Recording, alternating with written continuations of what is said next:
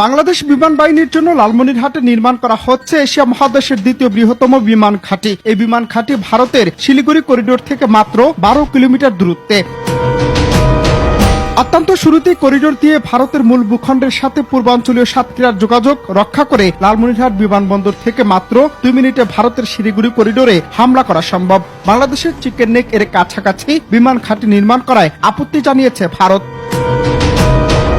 ভারত তাদের মূল ভূখণ্ডের সাথে পূর্বাঞ্চলীয় 7 রাজ্যের যোগাযোগ রক্ষা করে। লালমনিরহাটের বিশাল এই বিমান ঘাঁটির ইতিহাস আজ থেকে প্রায় 100 বছরের পুরনো। 1931 সালে ব্রিটিশ সরকার এই অঞ্চলে বিমান ঘাঁটি নির্মাণ করে। শুধু তাই নয়, দ্বিতীয় বিশ্বযুদ্ধ চলাকালীন বিমান ঘাঁটি ছিল মৃত্যু বাহিনীর একমাত্র ভরসা। পরবর্তীতে 1947 সালে এই বিমান ঘাঁটির কার্যক্রম বন্ধ হয়ে যায়। দেশ স্বাধীন হওয়ার পর 1972 সালে বাংলাদেশ বিমান বাহিনীর হেডকোয়ার্টার স্থাপন করার সিদ্ধান্ত নেয় লালমনিরহাটের বিমান ঘাঁটিতে। কিন্তু শেষ পর্যন্ত ভারতের আপত্তির কারণে লালমনিরহাটে বিমান ঘাঁটি স্থাপনের জন্য কাজ বন্ধ করা হয়। এরপর থেকে পরিত্যক্ত অবস্থায় আছে সে বিমান ঘাঁটি।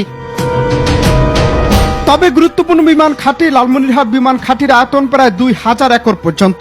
এই বিমান বন্দরের 4000 কিলোমিটারের মধ্যে রয়েছে এমন অসংখ্য যুদ্ধ বিমান অবরোধ করা সম্ভব হবে, যেটি ভারতের দুশ্চিন্তার অন্যতম কারণ বর্তমানে। কারণ লালমনিরহাটের বিমান ঘাঁটি এতটাই বিশাল যে সেখানে